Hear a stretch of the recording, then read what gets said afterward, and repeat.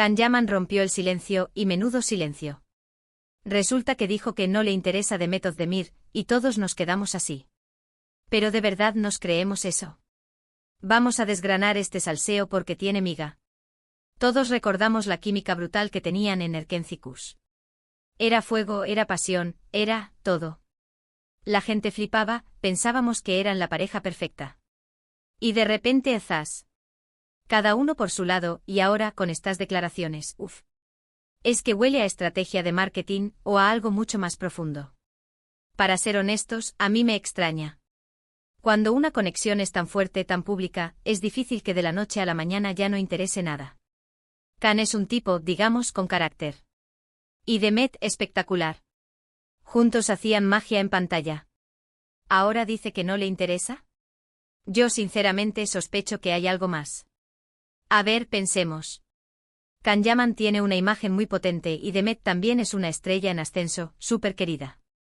Un anuncio así, de la nada, ¿qué busca? ¿Generar ruido? ¿Distanciar a la gente de la idea de ellos juntos para que él pueda centrarse en otros proyectos sin la sombra de la relación pasada? O peor, ¿es una forma de desviar la atención de algo que sí está pasando con Demet? Muchos dicen que esto es solo para vender más. Que si se habla de ellos, se genera interés. Y es verdad, aquí estamos nosotros hablando de ello. Pero a veces este tipo de noticias vienen a tapar otras. ¿Hay alguien nuevo en la vida de Can? ¿O quizás en la de Demet que él no quiere que se sepa? ¿Por qué si ya no te interesa, por qué hablar de ello?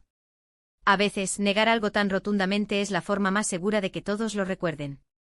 Lo que yo creo que está pasando es que Can Yaman está en un momento de redefinir su carrera. Quizás quiere separarse del rol de chico romántico que le dio tanta fama con Demet, y centrarse en papeles más duros, más serios.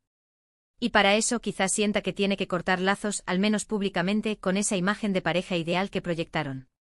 Es un movimiento arriesgado, porque a la gente le encantaba verlos juntos. Pero también está la posibilidad de que, después de todo el revuelo mediático, ambos decidieran que era mejor para su privacidad y para sus carreras seguir caminos separados, y que estas declaraciones son una forma de poner un punto final definitivo, aunque sea un poco frío. Sin embargo, el amor y las relaciones son complicadas.